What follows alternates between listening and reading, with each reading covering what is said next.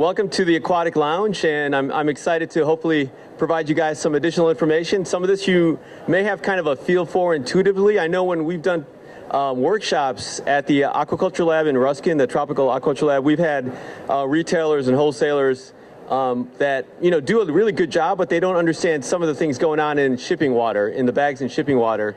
And I think kind of having an understanding of what all is going on in the shipping water will allow you to better figure out how to get the fish into your own tanks if you're receiving fish and get them in there without any major stress. So let me see if I can figure out all the tech here. In case you guys weren't wondering, the skyline on the left is Tampa. Nice little sunrise there, and Chicago on the right, where I'm from, which is I think still cold too. So, all right. So we're going to talk a little bit about shipping considerations. Some of the major changes that are really important in water quality during transport. What things you need to be thinking about. What happens when you receive fish, what those changes have maybe done with the water, and things you need to worry about so you don't stress your fish anymore. And then some suggestions on maybe things to consider for acclimating and putting them into your own systems.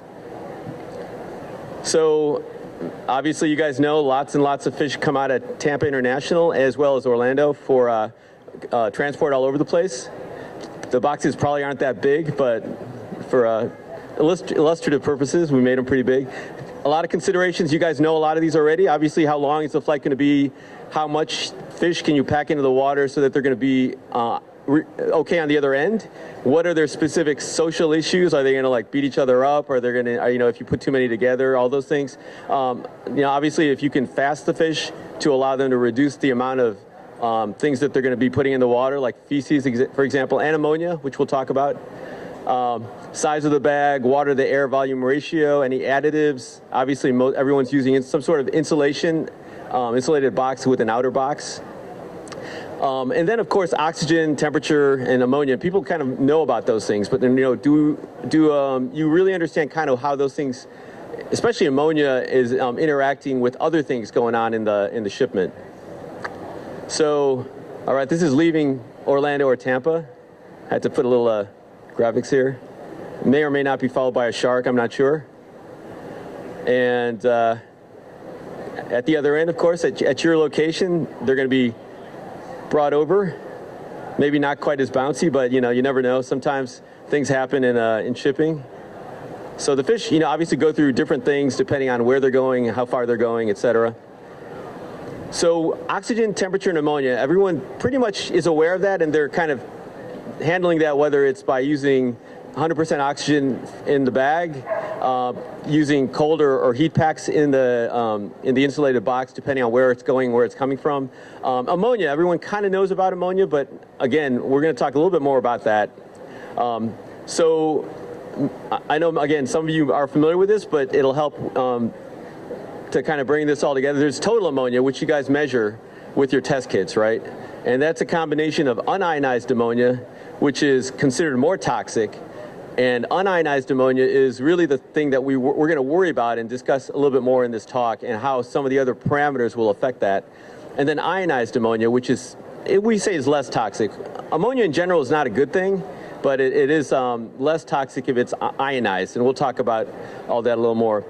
pH is another huge thing. I think some of you may have checked pHs in your bag after shipping and realized, that hopefully they weren't being shipped in the pH that they arrive in. pH often will go down pretty dramatically depending on the amount of fish and the duration of the shipment. And these changes are really due to carbon dioxide being released by the fish. So just like people breathe in oxygen, fish do as well, and then they'll release carbon dioxide as a byproduct. And over time, whether the shipment is 12 hours or 36 hours, that CO2 will build up. And we're going to talk a little bit more about it. But many of you guys, I know some of you like sparkling water. Basically, this is bottled CO2 water, right? Lighting, also, I just want to mention, we're not going to talk too much about that, but obviously the fish have been basically in the dark for whatever length of time, and that is probably something to consider when you're acclimating them as well. So a little dark there. All right, so there you go. You've received this fish, all these fish in a box, and now what are you going to do? So how do you unpack the fish? How will you acclimate them? And then how do you load the your tanks with fish and or water from the bag? You know, those are kind of questions that we're going to sort of address a little bit. So I'm not sure if you can see these. I'll read the numbers if you can't. So obviously the folks shipping fish to you are sending fish with 0 ammonia in the water. Typically, at least out of Florida, the pHs are fairly high, around 8. You know, I'm going to say our temperatures normally, you know, maybe upper 70s, low 80s Fahrenheit. Carbon dioxide is 0 in the water, and again, feces and organics and other potential issues are going to be minimal to 0 in the shipping bags.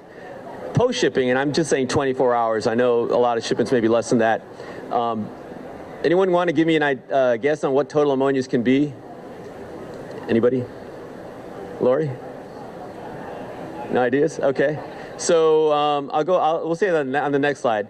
How about pH? Anybody want to know how low pHs can go? Any guesses? I'm sorry? Yeah, 6. Yeah, 6 is good. You know, low 6s, mid to low 6s is pretty common. Temperature obviously kind of depends on, you know, the situation. Hopefully it's close to the temperature that they like and that they were brought in. How about CO2? Anybody have any ideas on CO2? So normally, and I'll give you guys some kind of normal values. Normally CO2, we'd like to be 0, but in a lot of kind of water, if it's maybe 10 parts per million or less, that's okay, maybe a little more. CO2s in the bags can get pretty high, and that actually drives the pH down. We'll talk about that. And then, of course, there's going to be more feces, et cetera, in there. So these are some of the values that we see, and it's not uncommon. You know, total ammonias can be as high as 30 ppm. And, you know, obviously we want 0, and if you are measuring total ammonias with a test kit, you know, you get worried if your test kit actually reads like 1 or 2, which is pretty high for total ammonia.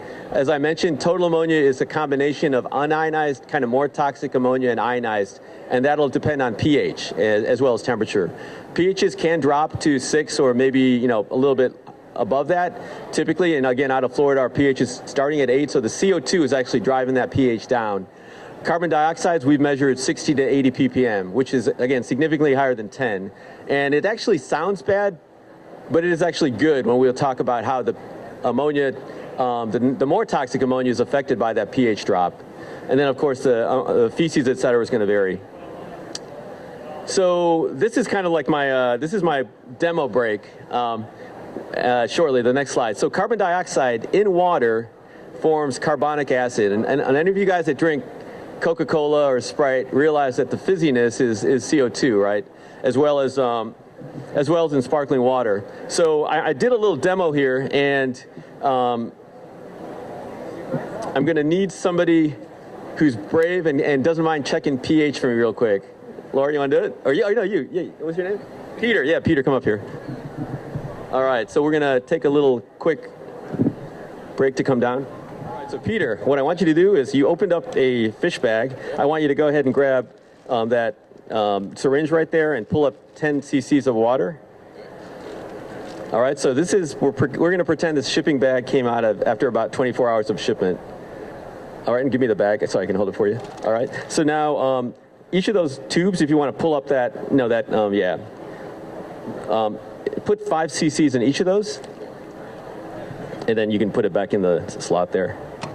And basically, Peter's just going to be testing our pH. And I'll give you guys a little hint. I actually added sparkling water to this. So you're going to take that green, that thing.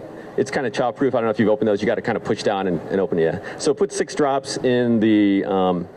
Actually, give me that real quick. What's that? Which side is it? Yeah, you're going to put 6 drops on the inner side, on this side here. So anybody want to guess what the pH is going to be? Any ideas? John is offering a free car to anyone that gets correctly. So what do you have? 7? What did you say? 5? Okay, go ahead. What you get? Okay, 3. Yeah, you got 3? That's what I'm guessing. Oh, okay, go ahead. Go ahead and read it. What do you see? Yeah, just through the front. The numbers are in the front. Just kind of roll that thing down. So remember, a free car is on the line. Okay. John, I hope it's a nice one. It's beautiful. All right. So what do you got? It's about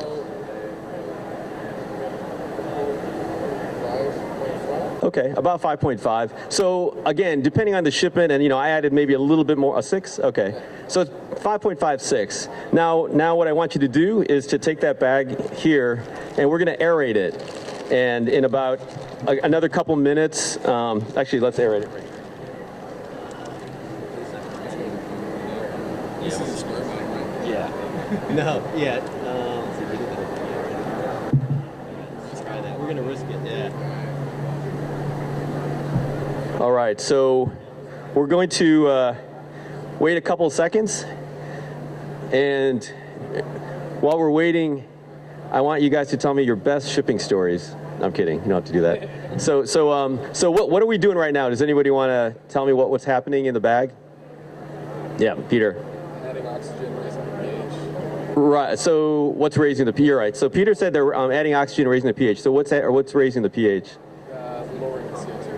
Right, exactly. So lowering the CO2. So what happens when you guys, I don't know if many of you do this, but we do know some folks that will take a bag of fish that's come in, they will go ahead and they'll start aerating it.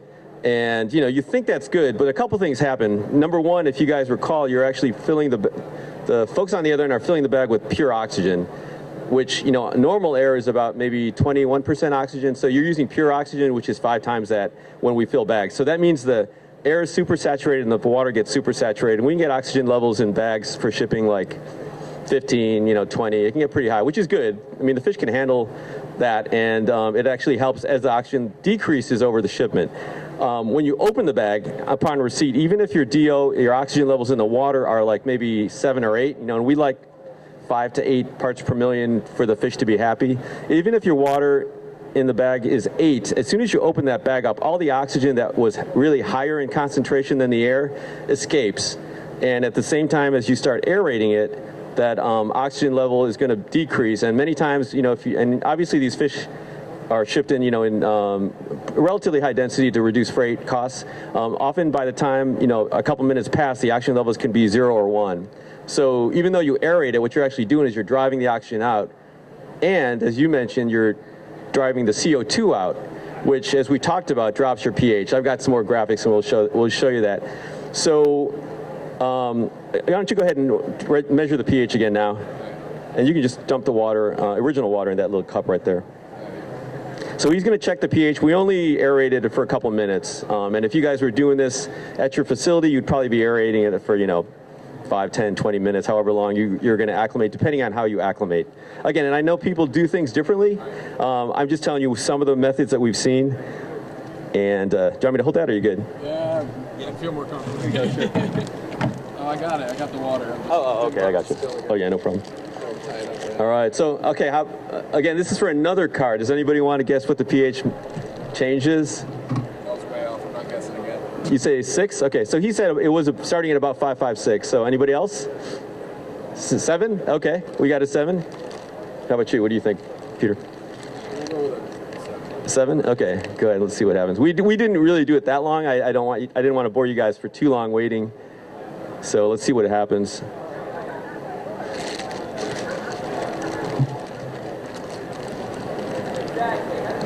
Did it go up at all?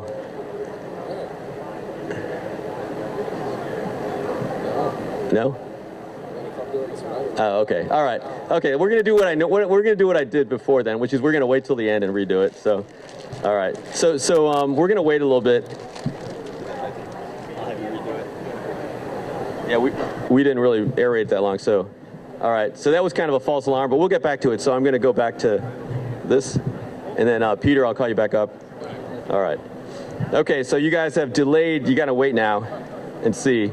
So we're going to talk a little bit more about ammonia. Again, I know a lot of you guys know about ammonia, and some of you are probably even familiar with the concepts, but I want to reiterate a little bit more. So we talk about 2 types of ammonia in the water, and it all really will depend on your pH and temperature, which is more, or which is higher in concentration.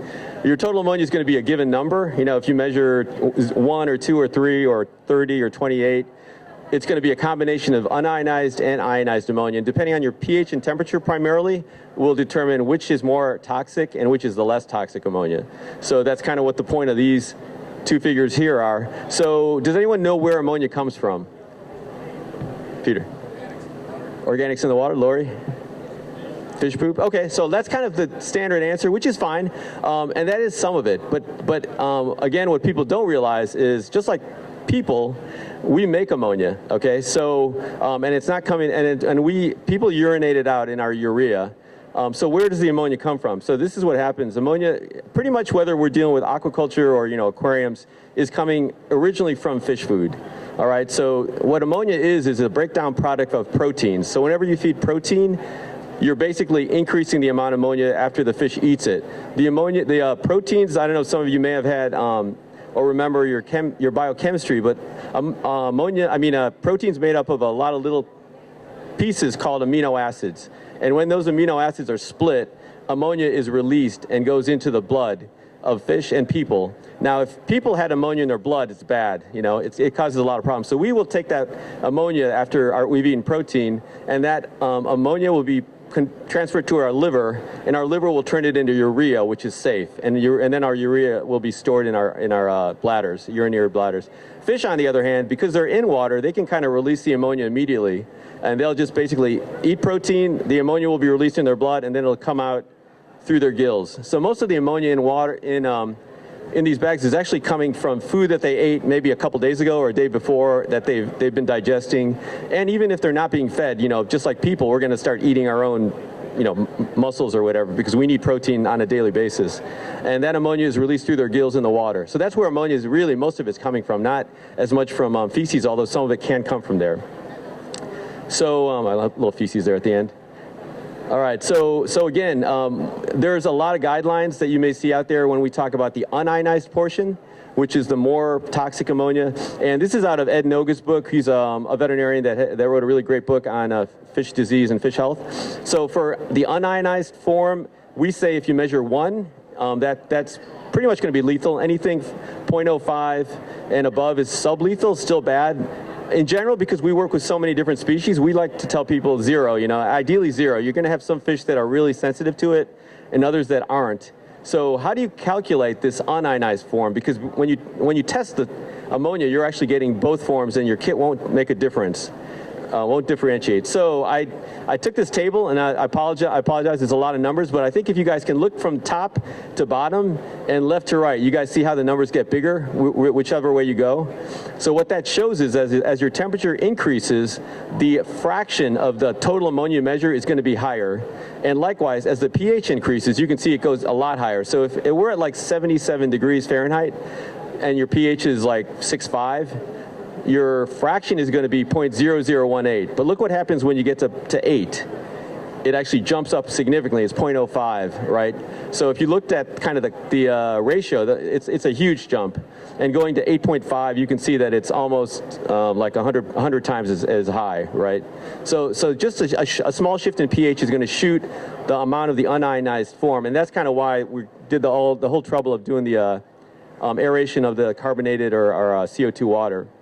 All right, so again, this is just FYI, but also to show you where I'm coming up with these numbers. If we are measuring a bag that maybe I'm saying was at pH of 6, which happened to be close to that, and at 77 degrees, our fraction is 6, or 0.006, times the total ammonia, and then if pH of 8, we take that number and then we multiply that by whatever number we get.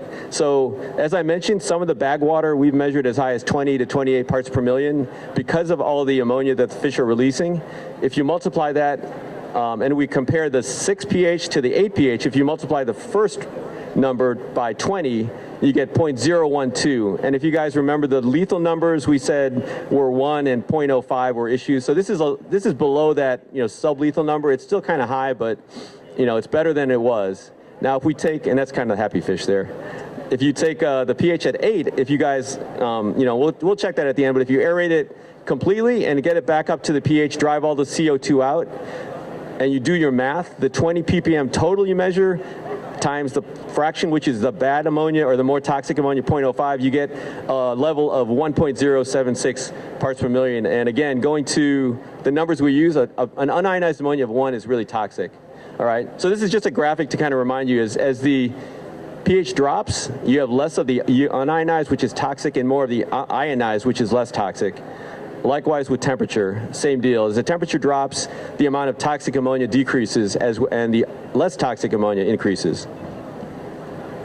All right, so just again to reiterate, fish take in oxygen and then they release carbon dioxide. And again, that's basically, like if you guys really wanted to, you could take a bag, put fish in it, let them like make carbon dioxide, and then you could drink that as like sparkling water if you wanted. It may not be high enough, but you probably don't want to do that. So, okay, so going back to considerations, we talked about temperature, the issues potentially with oxygenation if you open the bag up and release all of that extra oxygen that was probably in the air, the air interface. pH acclimation you want to do, of course. Lighting, really important is keeping that unionized level down. So, again, post-shipment, I gave you guys the parameters there. And some people will take the bags, they'll float them, and then they will, put an air stone in there, right? So what are we gonna do? The air stone is gonna drive out any oxygen that might have been left in the bag, because the fish load is so heavy that they're using it all up fast, and there's no more extra oxygen in the air, in the air part of the bag before you open it. And then the CO2 is getting driven up, so your pH, again, when we've done it here with Florida water, it goes up to 8. So if we do the math, and you guys did it already earlier, we noticed again that it's going to be above that lethal level of 1.0. Now, if you do the dump and run, which some people do, and I kind of made the numbers a little bit easier. So let's say you have a 10-gallon tank, you got 8 gallons of clean water in there, and I know your bag water may not be 2 gallons, but let's just say 2 gallons of water. You dump it, and we started out with the same total amount of ammonia in that water. You're doing about a 20% dilution, right? 2 into 10 basically is 20%. So if you do the math, your total ammonia would be 4 because you're doing 20 parts per million divided by 5 because we diluted the water out. The unionized ammonia on the post-shipment is still going to be low. After you aerate it and get it up to pH of 8, your unionized ammonia is going to be 0.2, which is still well above the 0.05. So you guys see that even like a dump and run, if you have a lot of ammonia in the bag, is still going to be an issue because of that huge increase in the unionized ammonia when the pH shifts up to 8 or 7, 8. So anything below 7 is, you have a significantly less amount of unionized or more toxic ammonia. Anything above 7, 7.2, 7.3 is when it really starts creeping up, and when you get to 8 and 8.5, it shoots up, the unionized more toxic ammonia shoots up by proportion significantly. So what are some things you can do? And these are some things folks have done, and we've played around with and have done as well. They may sound a little bit hokey, and I guess my bottom line is I know some people get hundreds of shipments in, or 30 or 20. You don't necessarily need to do this with all of them. Let's say you have a species of fish that you have a lot of problems with, and they come in looking great. Maybe these are the fish that you want to concentrate on and really do a little bit more time acclimating. So a suggestion would be, and again, people do this, if you get a CO2 tank, they're not that expensive. You can actually take your clean water that you're going to be using for acclimation, drop the pH to about maybe 6.5 to 6.8. Even if your bag water is like 6.4 or whatever, 6.2, you're still dropping it closer to that pH, and you're keeping that unionized, more toxic ammonia low, even when you start changing out the water, if that makes sense to you guys. Change out the water slowly, or however you want to do it, 100%, and then you aerate the bag and slowly increase your pH back up to whatever your system's going to be. So that's kind of one way to do it. Another way is potentially using some of the ammonia binding agents that are available commercially. You're going to have to sort of use their manufacturers' recommendations to determine roughly how much you need to add so that your ammonia is bound up. So that's kind of another option, and then start doing your water changes. Maybe a combination of both. But again, if you guys pay attention to pH, I think it'll really help, especially again if you have a couple species that are really problematic, that look great and just don't handle it well after a couple days. These may be ones to consider looking a little bit more closely at how you acclimate and adjust your pH and do water changes out of the bag. At the very bottom I put, of course, obviously you're going to try to temperature acclimate here somehow, and also light acclimation is probably pretty important. You're probably shocking the fish by exposing them to opening the bags up, full light. They've been in the dark for 12 to 36, 48 hours. So there's probably a lot of stuff going on that's stressing them a lot. So if you can maybe reduce your light levels a little bit while you're doing that, or as much as is is practical. And the big thing we try to avoid having people do is dump bag water. Number one, you're adding ammonia to your system, which, maybe your system can handle it, but it's not necessarily great. And then you're also adding any organics or feces, et cetera, into the system, which is, can often be problematic and cause other issues down the road. So just, again, some recommendations for those of you that get lots of shipments in, concentrate on fish that are really problematic. I think that will, this will help a lot. So in summary, oxygen levels are going to be a big problem. Actually, Peter, you want to come up and check the pH now? And hopefully, he's not trying to make a liar out of me. The pH should be higher. So you definitely want to, okay, so definitely the oxygen levels are going to drop if there's extra oxygen in the air in the bag, because once you open it, you're basically getting the oxygen to release into the atmosphere, which has a lot less oxygen normally than we're using 100% oxygen in the bag. The CO2 is going to drop the pH, and so when in shipping, even though it looks bad that your pH drops, it actually helps, because if it didn't drop, your unionized ammonia would be really high and your fish would not make it. So that's kind of why I hear sometimes there's some manufacturers looking at ways to kind of keep your pH at 7.5 or 8, but unless they figure out a way to deal with binding up the ammonia, that's actually going to be worse on the fish than to have the pH drop. Aerating the bag will also increase the all right, Peter, what are you getting?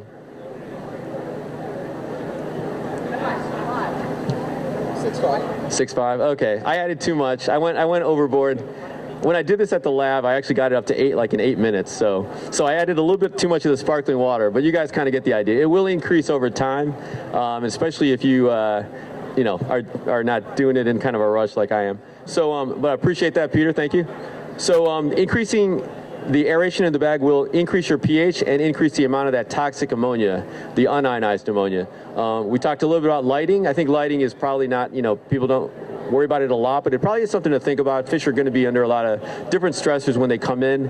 And again, dumping and running is, if you don't have options, that's fine, but you are going to be releasing organics and a lot of fecal matter, et cetera, into your systems, which you probably don't want, and maybe other things that you don't want from the, bag water into your system.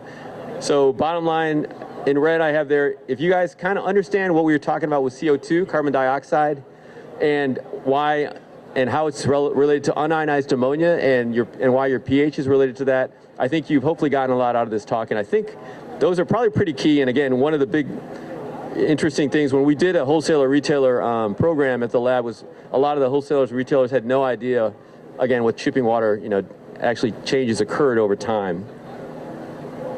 So that's all I have. Does anybody have any questions? Yep. Sure. Get my head around this. You say putting an aeration in the water causes the oxygen level. Yeah. So think about it this way. So let's say that you took a bag, and you know how they obviously.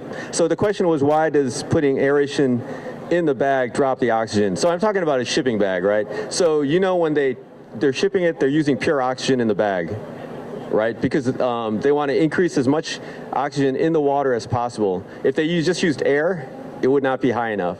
So they're using pure oxygen, which is about 5 times the oxygen in the air. So the oxygen levels in the water are going to be pretty high. And, we've measured 15, 20, 25. And normal oxygen levels at our kind of typical temperatures are going to be maybe 8 parts per million. So it's significantly higher, and that's so that there's enough oxygen for the whole trip. Now, if you have, decent oxygen in the water, there's probably still a higher than normal level of oxygen in the air. Because like I said, when they start out shipping, it's going to be 5 times more than in the air. As soon as they've transported, some of that is dropped because the fish are using it. Now, when you open the bag, if there's anything higher than the oxygen in the air, you're releasing it. And so the oxygen levels in the water are going to drop, and in many cases, because the level of fish packing is so high, the fish are using it really, really quick. And once you get kind of to this certain sort of equilibrium point, the fish are using it a lot faster than you can aerate it in, if that makes sense. Yeah. So they're basically starting with 5 times more oxygen in the air. As soon as you open that bag, depending on if there's more than, even if there's more than in the air right now, even if it's only twice as much, you're still reducing it because you're opening it up to the atmosphere, the air, oxygen levels are no longer as high as they were in the bag. And again, when that happens, there's sort of a point where the fish need more and more, and you're not able to put any more air in than their aerator. I mean, you could try 3 or 4 aerators, it might help, but at a certain point, you're depending on your system, you're not going to be able to put enough air that 200 or 300 fish are going to be able to use. So does that kind of make sense? Okay. Yeah. So I think the bottom line is that there's more air in the bag than you would normally have, and as soon as you open it, everything goes to equilibrium, and like oxygen wants to escape and go into the atmosphere and join its oxygen friends. So. So on a local level, sure. of a retailer, taking a big fish home in an open 5-gallon bucket sounds like the way to go. Yeah. So the question was about bringing large fish in a bucket home. So I think one of the things that you got to consider is like the duration of the trip. Like if someone's going 10 minutes or 15 minutes, it's probably not a big deal. And yeah, I mean, depending on how large the fish is, and I used one of the just battery operated bubblers. I mean, it's probably fine. It really kind of depends on how much water, the size of the fish, and how much aeration they're getting. So that's kind of a different situation. And I know a lot of the retailers are going to be bagging just air. And again, if the people are not going real far and you have a lot of air in the bag, and air relative to water volume, it shouldn't be a major issue. So yeah, those are kind of some of the things to weigh. So yeah, so I'm not advocating that they have to, this is really when you're talking about really, really dense populations of fish in a bag, and in a long time, 12, 36 hours of shipping, what happens as soon as you, open the bag? Okay? Yep.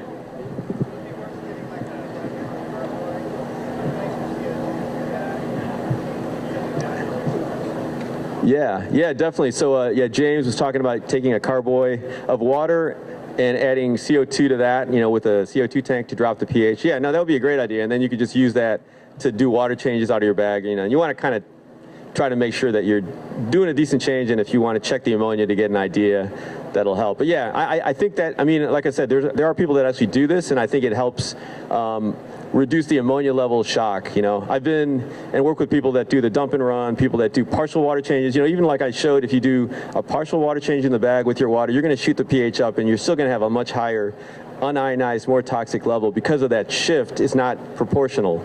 As the pH goes from 7 to 7.5 to 8 to 8.5, you're going, like I said, I think like 100 times, or I mean, it gets pretty high. So you're not doing enough of a water change to really dilute the toxic part of the ammonia if your pH is going up.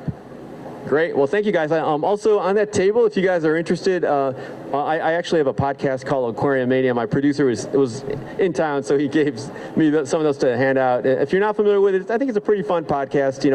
I do a lot of interviews with different groups of people. I've interviewed a bunch of our producers here in Florida, and I interviewed the guys on Tanked, and so it's kind of a mix of people. And I try to add a little joke, hopefully, like you guys saw occasionally. Sometimes they're not funny, but even if you pretend to laugh, I'm happy. So yeah. All right, thanks you guys. If you have any questions, let me know, and I can give you my contact info.